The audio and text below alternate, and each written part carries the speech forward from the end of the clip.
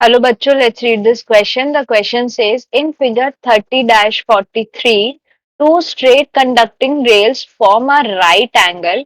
A conductor bar in contact with the rail starts at vertex t is equals to 0 and moves with a constant velocity of 5.2 meter per second along them.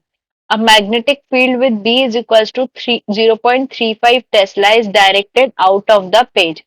Calculate the part A flux through the triangle formed by rails and bar at t is equals to 3 seconds.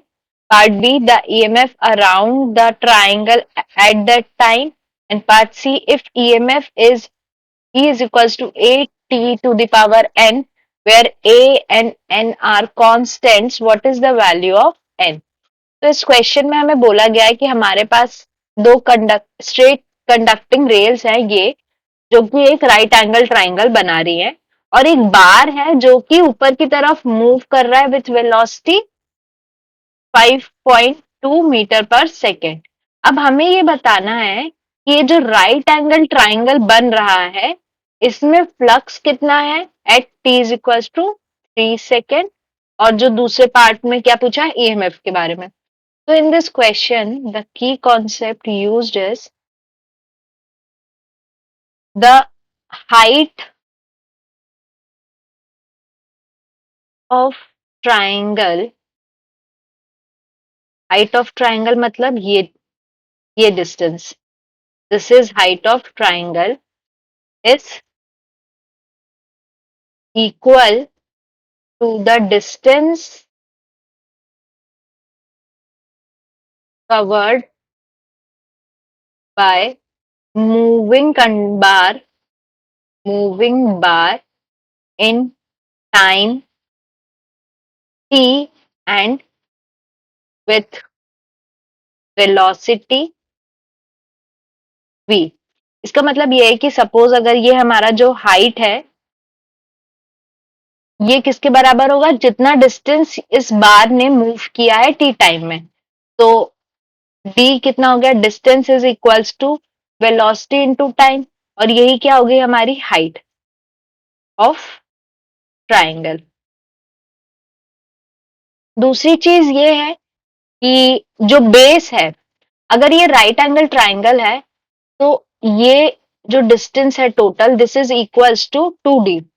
The base of triangle is equal to 2d। तो अब अगर इससे हम area of triangle लिखें area of triangle क्या हो जाएगा 1/2 base into height. तो बेस क्या है हमारा बेस इज 2d और हाइट कितनी दी हुई है हमको हमने दिया है d। तो अगर इसमें हम वैल्यूज पुट करते हैं तो ये क्या हो जाएगा 1/2 2vt multiplied by vt since हमारा जो d था वो क्या था vt। ये हो गया हमारा एरिया ऑफ ट्राइंगल। तो एरिया ऑफ ट्राइंगल क्या रहा है वी स्क्वायर टी स्क्वायर। अब हमें पता है फाई जो होता है हमारा magnetic flux phi is equals to b a. तो ये क्या हो जाएगा बी कितनी वैल्यू हमको दी हुई है यूनिफॉर्म मैग्नेटिक फील्ड कितनी थी 0.35 टेस्ला। तो ये हो गया और एरिया अभी हमने कैलकुलेट किया वी स्क्वायर टी स्क्वायर। तो हमको वेलोसिटी भी दी हुई है v is equal to 5.2 metre पर सेकेंड और हमारे b कितना था 0.35 टेस्ला। इसको अगर हम पुट करते हैं तो 0.35 multiplied by 5.2 square T square तो ये आ जाएगा हमारा 9.46 टी स्क्वायर। सो एट अब हमें किस पे निकालना है t is equal to 3 second. इस पे हमारा फ्लक्स कितना आ जाएगा flux is equal to 9.46 multiplied by 3 square तो ये क्या आ गया हमारा 85.2 वेबर। ये हो गया आंसर हमारा पार्ट ए का। अब पार्ट बी में ये पूछा गया है हमें ईएमएफ निकालना है। तो for EMF we know that e is equals to d phi by d t. ये कौन सा है? ये हमारा फैराडेज लॉ है। तो इससे अगर हम E की वैल्यू कैलकुलेट करें, E is equals to d/dt of 9.46 t square. तो ये क्या आ जाएगा? 9.46 d/dt of t square, this is equals to 18.9 t. ये आ गया। अब क्वेश्चन में बोला गया था कि E is equals to a t to the power n। तो यहां से हमारे को ए की वैल्यू क्या आ जाएगी? ए हमारा आ रहा है 18.9 और n क्या आ जाएगा? टी टू द पावर 1 है यहाँ पे, तो n आ जाएगा हमारा 1। अब नेक्स्ट चीज क्या पूछा था? पार्ट बी में हमको t is equals to 3 second पे बताना है।